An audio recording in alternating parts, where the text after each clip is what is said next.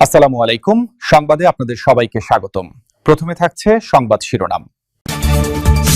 প্রথমেই জানিয়ে দিব, পুরো এশিয়া কাঁপিয়ে দিয়েছে রাশিয়া।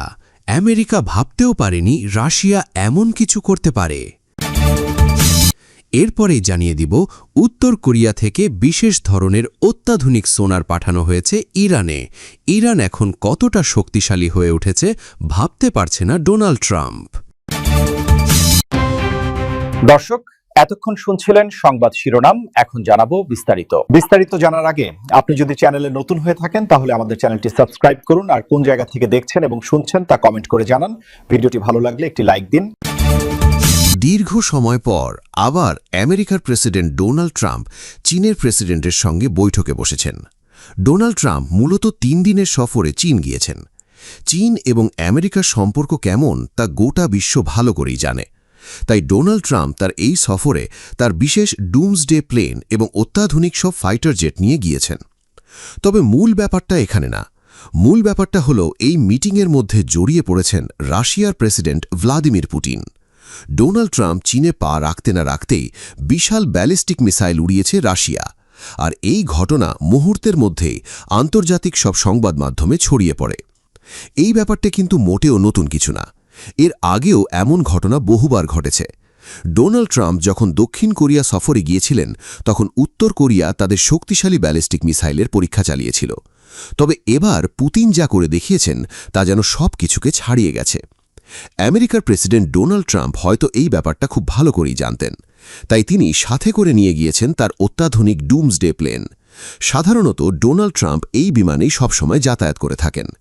এটাকে ডুমসডে প্লেন বলার প্রধান কারণ হল এই বিমানের ভেতরে একটা বিশেষ কমান্ড সেন্টার রয়েছে। অর্থাৎ এই বিমানের মধ্যে বসেই প্রেসিডেন্ট তার দেশে থাকা সকল সামরিক ঘাঁটিতে সরাসরি যোগাযোগ করতে পারেন। চাইলে এই প্লেন থেকেই পারমাণবিক মিসাইল ওড়ানোর নির্দেশনাও দিতে পারেন। এই বিমানের সাথে নিয়ে গিয়েছেন 4টি F-35 ফাইটার জেট। এগুলোকে বিশ্বের অন্যতম আধুনিক ফাইটার জেট হিসেবে ধরা হয়। এগুলো সুপার স্টেলথ প্রযুক্তি দিয়ে তৈরি, তাই শত্রুর যে কোনো রাডার ফাঁকি দিয়ে 2200 কিলোমিটার প্রতি ঘণ্টা বেগে উঠতে পারে। তবে আশ্চর্যের ব্যাপার হল, পুতিন যে মিসাইলের পরীক্ষা চালিয়েছে তা সম্পূর্ণ নতুন প্রযুক্তিতে বানানো হয়েছে। বিভিন্ন আন্তর্জাতিক প্রতিবেদনে বলা হয়েছে এই ধরনের মিসাইল টেকনোলজি বিশ্ববাসী আগে কখনো দেখেনি। এটা মূলত একটি পারমাণবিক মিসাইল। বিভিন্ন প্রতিবেদনে বলা হয়েছে এটা প্রায় 12,500 কিলোমিটার প্রতি ঘণ্টা বেগে উঠতে পারে এবং এটা একটানা 16,000 কিলোমিটারের বেশি পথ পাড়ি দিয়ে নির্দিষ্ট টার্গেটে হিট করতে পারে। কিন্তু মূল প্রশ্ন হচ্ছে, রাশিয়া কেন এখন এই মিসাইল বের করল? এই ঘটনার সাথে আরও একটি ব্যাপার জড়িয়ে আছে। মাত্র কয়েকদিন আগেই ভারত তাদের অত্যাধুনিক একটি মিসাইলের পরীক্ষা চালায়। বিভিন্ন বিশ্লেষক বলেছেন এটা মূলত এক ধরনের শক্তির প্রদর্শন। তাই অনেকেই ধারণা করছেন মধ্যপ্রাচ্যের বাইরে ভারতের শক্তি প্রদর্শনের জবাবে মূলত রাশিয়া এই মিসাইল উড়িয়েছে। কিন্তু হঠাৎ করে এই দিনেই কেন এই মিসাইল ওড়াতে হলো যখন ডোনাল্ড ট্রাম্প চীন সফরে এসেছেন? এ প্রশ্নের উত্তরটা অনেক পুরনো। বেশ কয়েক মাস আগে ভ্লাদিমির পুতিন এবং ডোনাল্ড ট্রাম্প আলাস্কায় এক বিশেষ বৈঠক সম্পন্ন করেন। সেখানে পুতিন স্টেজে ওঠার কিছুক্ষণ আগে আকাশে উড়তে দেখা যায় আমেরিকার অত্যাধুনিক B-2 বোমারু বিমান এবং সাথে অত্যাধুনিক F-35 যুদ্ধবিমান। তাই অনেক বিশেষজ্ঞ ধারণা করছেন এই ঘটনার পরিপ্রেক্ষিতে হয়তো এই দিনেই এই মিসাইল পরীক্ষা করেছে রাশিয়া। এত কিছুর মধ্যেও আরও একটি অবাক করা বিষয় সামনে এসেছে। শেষ কয়েকদিনে রাশিয়ার পাশাপাশি ইরান এবং উত্তর কোরিয়াও তাদের অত্যাধুনিক সব ব্যালিস্টিক মিসাইলের পরীক্ষা চালিয়েছে। তবে মধ্যপ্রাচ্যের সবথেকে বেশি যে নামটি এসেছে তা হচ্ছে তুরস্ক। তুরস্ক তাদের মিলিটারি, নৌ এবং বিমান বাহিনীর প্রতিনিয়ত মহড়া চালিয়ে যাচ্ছে। একের পর এক আধুনিক সব ব্যালিস্টিক মিসাইলের পরীক্ষা চালাচ্ছে। অত্যাধুনিক সব ড্রোন, ফাইটার জেট এবং হেলিকপ্টার সামনে নিয়ে আসছে। এ সকল ঘটনার পর একটা ব্যাপার খুব ভালোভাবে বোঝা যাচ্ছে, ক্ষমতা প্রদর্শন এখন মধ্যপ্রাচ্য ছাড়িয়ে এশিয়া মহাদেশেও চলছে। পুরো বিশ্ব এখন তাকিয়ে আছে চীনের দিকে। হয়তোবা এই সফরেই চীন এবং আমেরিকার কিছু সফল চুক্তি হতে পারে। উত্তর কোরিয়ার প্রেসিডেন্ট কিম জং মূলত বিশ্বের সবথেকে রহস্যময় এক নেতা। তিনি কখন কি করেন, কোথায় যান কিংবা কি সিদ্ধান্ত নেন এটা আগেভাগে কেউই বুঝতে পারে না। মধ্যপ্রাচ্যের বর্তমান পরিস্থিতির মধ্যে এবার ঠিক তেমনই একটা চাল দিয়েছেন তিনি। উত্তর কোরিয়ার সাথে ইরানের সম্পর্ক বহু পুরনো হলেও গত কয়েক মাসে মধ্যপ্রাচ্যের উত্তেজনাপূর্ণ পরিস্থিতিতে উত্তর কোরিয়াকে বেশ চুপচাপ অবস্থাতেই দেখা যাচ্ছিল। তবে এবার হঠাৎ করেই এমন এক খবর সামনে এসেছে যেটা দেখার পর পুরো মধ্যপ্রাচ্য জুড়ে তুমুল আলোচনা শুরু হয়ে গেছে।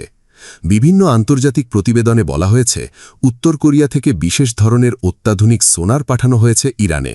আর সবচেয়ে অবাক করা বিষয় হচ্ছে প্রতিবেদনগুলোতে বলা হয়েছে এই সোনারগুলো এসেছে গোপন সাবমেরিনের মাধ্যমে।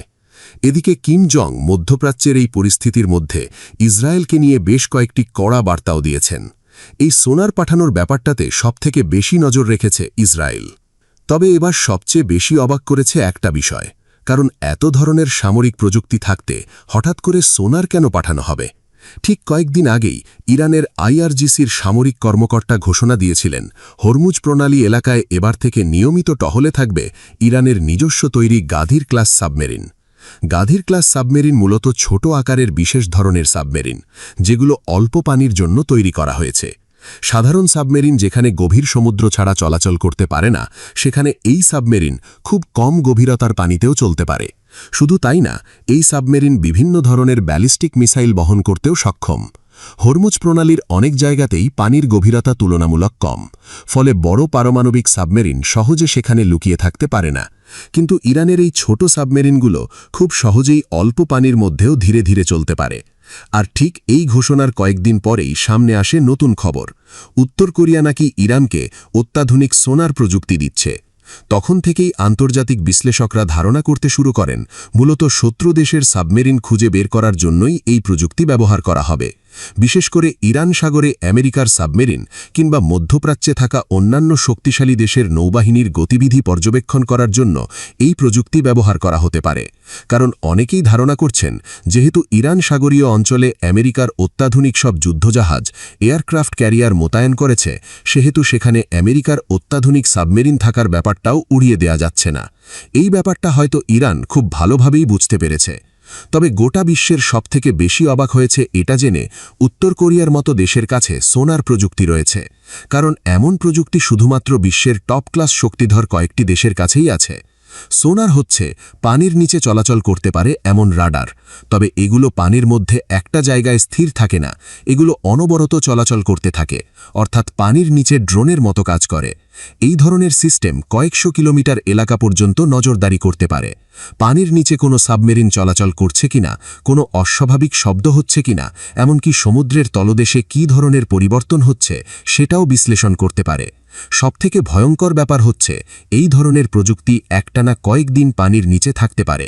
কিছু উন্নত সিস্টেম কয়েক সপ্তাহ পর্যন্ত পানির নিচে কাজ করতে সক্ষম। এরা খুব কম শক্তি ব্যবহার করে ধীরে ধীরে চলতে থাকে এবং তথ্য পাঠাতে থাকে। বিশ্লেষকদের মতে, যদি সত্যিই উত্তর কোরিয়ার এই আধুনিক সোনার প্রযুক্তি ইরানের হাতে পৌঁছে থাকে, তাহলে ইরানের সামুদ্রিক নজরদারি ক্ষমতা কয়েক গুণ বেড়ে যেতে পারে। বিশেষ করে হরমুজ প্রণালীর মতো কৌশলগত এলাকায় তারা আরও শক্তিশালী নিয়ন্ত্রণ প্রতিষ্ঠা করতে পারবে। কোনো দেশের যুদ্ধজাহাজ বা সাবমেরিন ওই এলাকায় প্রবেশ করেছে সেটা আগেভাগেই বুঝে ফেলা সম্ভব হবে। একই সঙ্গে নিজেদের সাবমেরিন পরিচালনাও আরও কার্যকরভাবে করা যাবে।